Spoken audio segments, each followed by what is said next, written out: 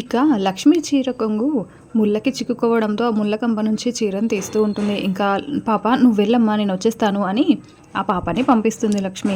ఇంకా ఇక్కడేమో గౌరీ వాళ్ళు లక్ష్మి కోసం ఎదురు చూస్తూ ఉంటారు. అయ్యో ఏంటండి ఇంకా రాలేదు లక్ష్మి అని అనుకుంటూ ఉంటే అత్తయ్య గారు నేను వెళ్ళి కనకాన్ని తీసుకొస్తాను అని విహారి అంటాడు. ఇంకా అప్పుడే పూజారి గారు వచ్చి బాబు మీరే అఖండ దీపం వెలిగించాలి, మీరు వెళ్ళకండి బాబు ఆగండి అని అంటూ ఉంటే ఒక్క నిమిషం ఆగండి లక్ష్మి వస్తుంది అని విహారి చెప్తూ ఉంటాడు. ఇక పూజారి గారేమో అయ్యా చీకటి పడక ముందే మనం అఖండ దీపాన్ని వెలిగించి ఆ రాక్షసుని కాల్చివేయాలి, మీరు త్వరగా వెలిగించండి బాబు అని చెప్తూ ఉంటే ఇంకా ఒరిజినల్ అందరూ కూడా టెన్షన్ పడుతూ ఉంటారు చీకటి పడుతుందని. సరే మనమైతే కానిద్దామా ఈలోపు కనకం వచ్చేస్తుందిలేండి అని అనుకుంటూ ఉంటారు. ఇంకా అలా విహారి ఆ అఖండ దీపాన్ని వెలిగించి పక్కకు వస్తాడు. ఇంకా పూజారి గారేమో ఇప్పుడు మీ చేతుల్లో ఉన్న ప్రమిదలు ఒక్కొక్కటిగా అంటించుకొని ఊర్లోకి వెనక్కి తిరిగి చూడకుండా వెళ్ళండి అమ్మా అని చెప్పడంతో ఇంకా అందరూ కూడా ఒక్కొక్కరుగా వాళ్ళ చేతుల్లో ఉన్న ప్రమిదల్ని వెలిగించుకొని మళ్ళీ అక్కడికి వచ్చి నిలబడి ఉంటారు. ఆ ప్రమిదలకి వస్తున్న పొగ కారణంగా అందరూ కూడా స్టన్ అయిపోయి అక్కడే స్టేబుల్గా నిలబడి ఉంటారు. ఎటు కదలకుండా కళ్ళు మూసుకొని అలానే నించొని ఉంటారు. ఇంకా అప్పుడే లక్ష్మి అక్కడికి వచ్చి అయ్యో లేట్ అయిపోయిందండి అని అనుకుంటూ అమ్మ అని పిలుస్తూ ఉంటే ఇంకెవరు కదలకుండా ఉంటారు.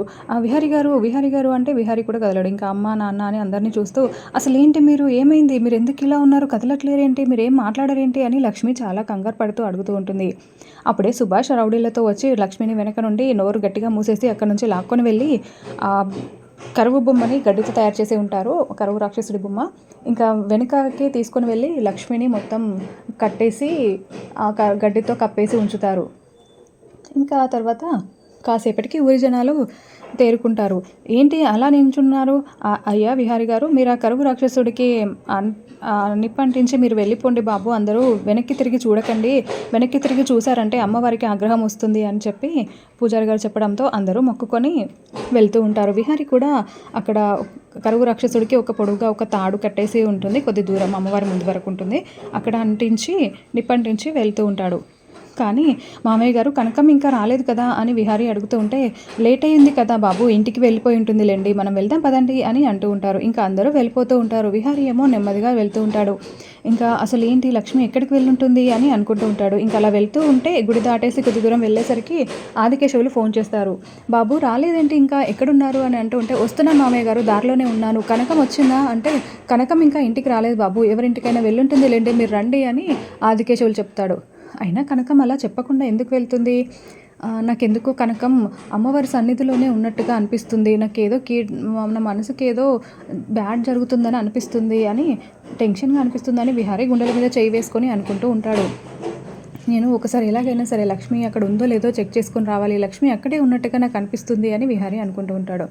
ఆ తర్వాత వెనక్కి తిరిగి వెళ్ళిపోతూ ఉంటే ఇంకా పూజారి గారు ఊరికి మళ్ళీ వెనక్కి తిరిగి గుడి వైపు ఎవరు చూడకూడదు అని చెప్పిన మాటలు గుర్తు చేసుకొని అమ్మ ఏదైనా పాపం జరిగినా తప్పు జరిగినా శిక్ష నాకు మాత్రమే వేయమ్మా, నాకు లక్ష్మి ఎందుకో నీ సన్నిధిలో ఉన్నట్టుగా అనిపిస్తుందమ్మా, ఒక్కసారి వచ్చి చూస్తాను అని విహారీ చేతులెత్తి మొక్కుకొని మనసులో అనుకుంటూ ఇంకా అక్కడికి వెళ్ళి కనకం కనకం అని పిలుస్తూ మొత్తం వెతుకుతూ ఉంటాడు. ఇంకా అక్కడ గడ్డి బొమ్మ దగ్గరికి వెళ్ళి మరీ వెతుకుతూ ఉంటాడు. అక్కడ లక్ష్మీది ఒక గాజు పడిపోయి ఉంటుంది. అది చేతిలోకి తీసుకొని ఇది నా కనకం గాజే అని అనుకుంటూ లక్ష్మి నువ్వు ఎక్కడే ఉన్నావు, కనకం కనకం అని పిలుస్తూ ఆ బొమ్మ దగ్గరికి వెళ్ళి కూడా వెతుకుతూ ఉంటాడు. నాకెందుకు లక్ష్మి ఇక్కడే ఉన్నట్టుగా అనిపిస్తుంది అని విహారీ ఆలోచిస్తూ ఉంటాడు. ఇంకా గడ్డి బొమ్మను చూసేసరికి విహారీకి ఏదో తేడాగా అనిపిస్తూ ఉంటుంది. అంటే వాళ్ళు వచ్చేసరికి అంతకుముందేమో కింద కర్ర కనిపించి పైకి మాత్రమే గడ్డి ఉంటుంది, ఇప్పుడేమో ఫుల్గా గడ్డి కప్పేసినట్టుగా కనిపిస్తుంది. అంటే ఇక్కడే ఉందా అని మళ్ళీ విహారీ మొత్తం అక్కడ గడ్డిలో వెతుకుతూ ఉంటాడు. అప్పటికే ఆ తాడికి ఉన్న మంట గడ్డి రాక్షసుడి దగ్గర దాకా వచ్చి ఉంటుంది. ఇంకా అలా విహారీ వెతుకుతూ ఉంటే లక్ష్మి ఆ గడ్డి జరిపేసరికి అందులోనే లక్ష్మి కనిపిస్తూ ఉంటుంది. కనకం కనకం అని మొత్తం ఆ గడ్డి అంతా తీసేసి తనకున్న కట్లన్నీ విప్పేసి లక్ష్మిని పక్కకు లాగుతాడు. ఇంకా ఒక్కసారిగా లక్ష్మిని హక్ చేసుకుని ఏంటి కనకం నీకేం కాలేదు కదా అంటే విహారీ గారు నాకేం కాలేదండి అని అనుకుంటూ లక్ష్మి బయటికి వస్తుంది. ఇంకా అంతకుముందు గడ్డి బొమ్మలో ఉన్నప్పుడు విహారీ వెతుకుతూ ఉంటే విహారీ గారు మీకు ఒక్కసారి నా మనసులో ఉన్న ప్రేమను మీకు చెప్పాలండి, మీ కళ్ళల్లోకి చూస్తూ నేను మిమ్మల్ని ఎంత ప్రేమిస్తున్నానో చెప్పాలి, నాకు ఇవి చివరి క్షణాలని అనిపిస్తుంది విహారీ గారు, నేను చనిపోతాను ఇంకా అని లక్ష్మి బాధపడుతూ ఉంటుంది. ఆ టైంలోనే విహారీ వచ్చి లక్ష్మిని కాపాడి ఉంటాడు. ఇంకా అలా ఒకరినొకరు చూసుకుంటూ బాధపడుతూ ఉంటారు. అసలు ఎవరు లక్ష్మి నిన్ను అందులో కట్టేసింది, నువ్వు అక్కడికి ఎలా వెళ్ళావు అని అడుగుతూ ఉంటే, ఏమో విహారి గారు, మీరందరూ 10 నిమిషాలు అసలు చాలాసేపు అలా కదలకుండా ఉండిపోయారు. నన్నేమో ఎవరో తీసుకొని వెళ్ళి నా నోరు నొక్కేసి మొత్తం చేతులు కాళ్ళు కట్టేసి గడ్డితో కప్పేసి ఉంచారు విహారి గారు అని అంటూ ఉంటే, అసలు నిన్ను చంపాల్సినంత అవసరం ఎవరికి ఉంది లక్ష్మి అని విహారి లక్ష్మి ఇద్దరు చాలా షాకింగ్గా ఆలోచిస్తూ ఉంటారు.